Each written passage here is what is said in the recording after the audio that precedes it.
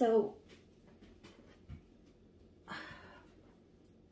with her publicly doing this live, you know, she says, oh, it was very nice. It was very this. Listen, when you are friends with somebody and you publicly get kicked to the curb like that, just for the fact that you're mentioning my name, but like there were other people that went into SGs and maybe you unmodded them or blocked them from your channel, but you have to mention my name. Clearly you're invoking a response by that. Okay. There's no ifs, ands, or buts about it. You can pretend that you don't know what you're doing and, oh, I'm just so innocent in this. And I don't even know how to like work this YouTube thing. Okay. Like, no, you're not that dumb and I'm not buying your shit. Okay. So you did it clearly for a reason. And listen, if you say something about somebody and you talk their name and they're not allowed to come over into your channel and whatnot, then you know what? I'm going to kindly try my best to say something. Now, I'm not going to text you because don't call you, you're blocked, don't text you, you're blocked, don't go into my chat, you're unmodded, you're blocked, da-da-da-da-da. Okay. I don't do that sock account shit. No. When I come in, I am sending infinity everywhere I go. So I am never trying to troll somebody or hide from who I really am. I am who I am. Okay. And maybe that can be intimidating to people because I speak the truth and because I'm always presenting myself as who I am. Maybe that's my naivety. I don't know. I am who I am online as who I am offline. You can take me or leave me. And that's okay. But you know what? If you wanted to kick me to the curb, that's fine. But I'm gonna have a rebuttal and I'm gonna say, hey, why? Like you're talking about my integrity on your channel. Where did I lose my integrity? Just because I was over in SGs? I mean, if you have a person in your family that's your blood and that they're not a good person or they've been to jail or they're not, should you be judged by that too? I mean, your interactions with people are different from like other people's interactions with people. Either way, the way that I've always presented myself is I've always been on the up and up, and you know this. Okay. So what you did was you try to spun around, like all of a sudden you want to, kick Sharon to the curb. You want to kick me to the curb. You want to put SG under the bus and all those other things. And people can have problems with whoever they want. I mean, with whoever they have problems with, but do it for good reason, like for whatever. Don't do it because, oh, you were over in their sandbox and you got to only be in my sandbox and play in my sandbox. Otherwise you could never come back to my sandbox. I mean, we're not fucking 4 years old here. I'm sorry. It just doesn't work that way. I'm sorry if there have been things done that were bad that happened between you and her. Guess what? There are people that you avidly support that bad things happen with me and them, but I never said the same thing to you because I trusted our friendship enough to know you would have the integrity to not join into that hate or whatever it was that was going on with that other person, just as I hadn't. But either way, you were in SGs the other night, and I was like, is that, and it wasn't you, like it was not your name, you were under some sock account, Ms. Pieces or whatever, not your picture, not your name, but SG was chatting with you, and I was like, is that Tiffany? And I was like, listen, if you're going to be in there, I'm going to come up. I'm not going to type in the chat because I don't do the texting thing because everything can be read wrong. I want to speak. And I want to ask you publicly, like, or in that realm, I shouldn't even say I had to do it publicly, but I was not allowed to go any other which way to you. So I had to do it this way to say, hey, what did I do to you? Like you're kicking people to the curb just for being over here, but they were being very kind and very loyal to you. I mean, maybe you're not used to that and you didn't know how to handle it, so you could only have it around you for so long. Like, I'm a good person. I'm a good friend. I'm very loyal. And maybe that was something that you're just not used to. I have no idea. But I had every right to come in and ask. And I did. I didn't make a big deal about it. All I did was say, hey, like, why? And you just fell off the chat, never acknowledged me, nothing. Nothing ever else was said in SG's chat that night to me to answer my question. Now, your narrative is, well, I came in after you had left. No, you were still chatting when I got up on panel. And then as soon as I asked the question, you were gone. Okay? Either way, That's how it happened. I didn't come in as a punk bitch after the fact. I'm not like that. I will absolutely have a conversation as an adult and not fight about it. But you didn't want to. But what you did want to do, and what you did do, was you took advantage of the fact that you had my phone number because we were friends. And you started texting me instead of talking to me in SG's chat. So as I'm on panel talking to her and saying, to her things to her, but I was not talking badly about you. But I was, as a friend, as somebody that was always very good to you, I was surprised. Maybe I shouldn't have been, because everybody could say, oh, I could have seen that coming a mile away. And you and I had conversations in the past that were like, well, Cindy, everybody just used me as because I'm this bad person. And I said, listen, I'm not going to judge you for what maybe you did 8 years ago or 5 years ago or whatever to somebody else. I'm going to judge you based on our interactions because that's my personal relationship with you. Okay. That's being a friend.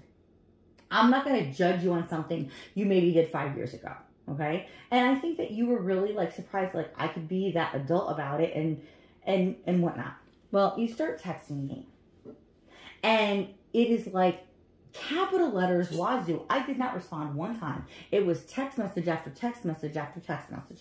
And I read the texts out loud. I still have them. And you started to provoke me in a different way. And it had nothing to do with my question about you just kicking me to the curb, publicly telling me I had no integrity. Okay? It wasn't done in a very nice way. It was done in a very calculated, manipulative way. And so what I did was I came in to ask a question. And you didn't like that. So what you decided to do was start texting me. And the nasty things that you were texting me had to do with my niece and the Sandy Hook school shooting. And I never in a million years, but then again, when I think about it now, I probably should have expected it. You started out for your, 2 months, you say, as a conspiracy theorist, trying to debunk things for Wolfgang Halbig. And again, I was reading directly from court documents, and I will read from court documents. You were supposed to find out for him that the school did not exist when they said the shooting had happened. And when you found out that the school did exist when the shooting happened, it says in the court documents that he dismissed you. You got pissed off because you said, he never dismissed me. He just dismissed my information. Well, I'm reading directly from what the Connecticut court documents say. Okay? You had involved yourself in something that had nothing to do with you, nothing to do with your family. But you know what? As a mother, even though you lived clear across the country, you felt a very strong passion to figure out what was going on there, right? Mm-hmm. And I would have bought the whole, I didn't know what a hoax was. You said, I didn't know what a hoax was at that time. That was only 10 years ago. You're my age. We're in our 40s. You didn't know what hoax meant in your 30s? You're an educated woman. Educated enough to know what the friggin' word hoax means. Right? Okay. This is where I have a problem because the narrative that you spin and the way you speak is like you have to make everything that you're so innocent and why am I so attacked all the time? And it's like, it's my fucking fault. But here's the best part about this. The worst part though. The cherry on the sundae was when you texted me a couple times and said, was that even your niece?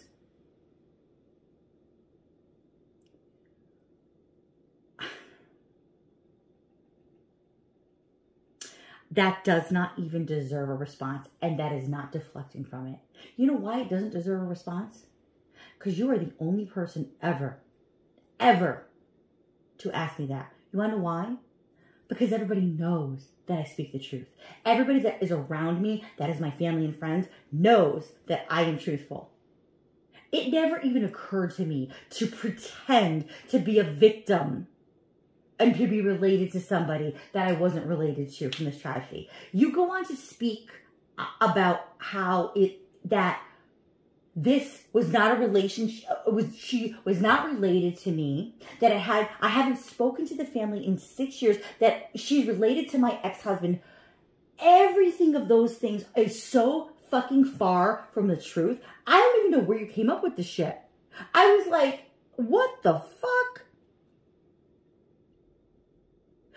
You're like, you told me those things. You know what, girlfriend? You are so completely wrong. Okay?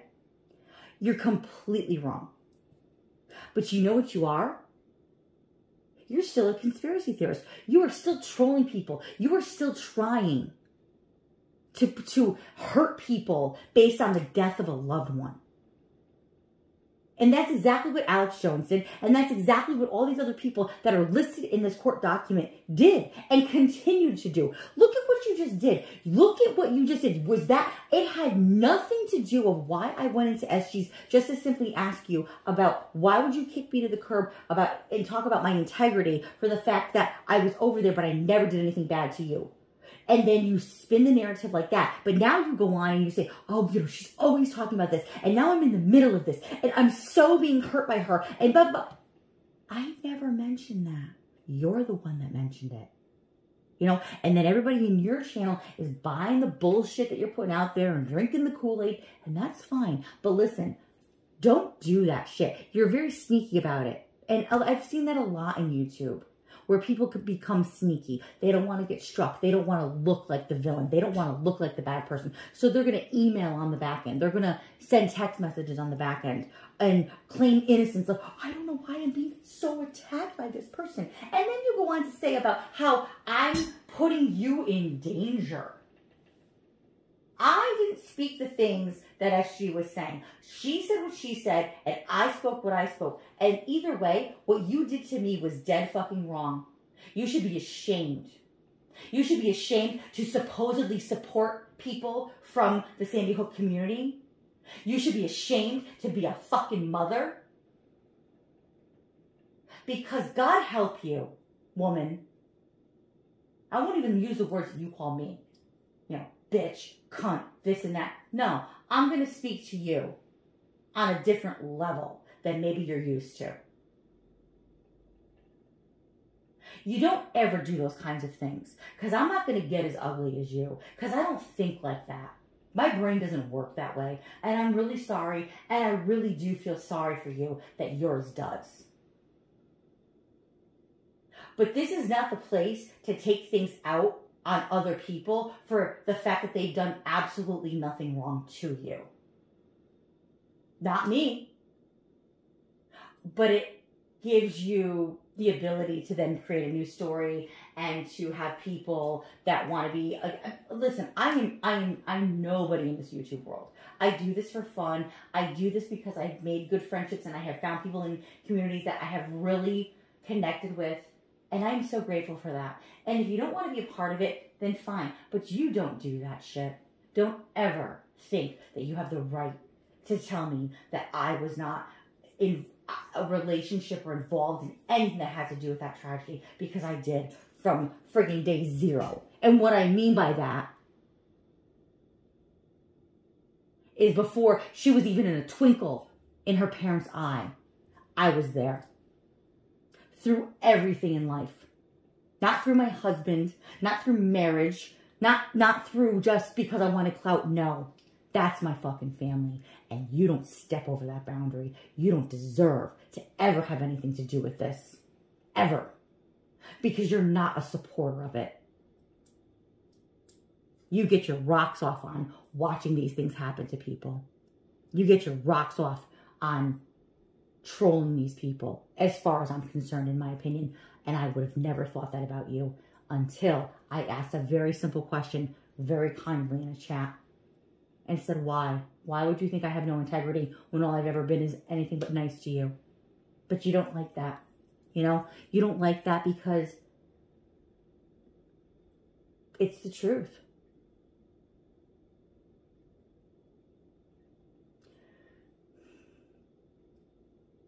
And that's all I can say about it right now, because it pains my heart to even have to say this, to even have to talk about this.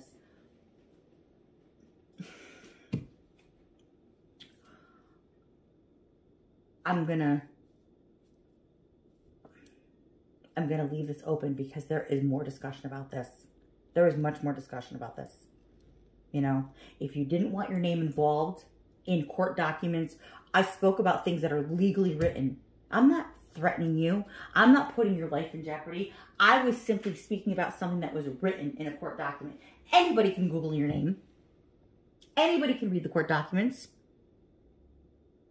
Anybody can read the book that was written by Elizabeth Williamson about Sandy Hook. And your name is mentioned there too. And that's all I'm going to say about it for right now. Thank you guys for listening. We're going to talk again soon. I love you guys. Have a good day.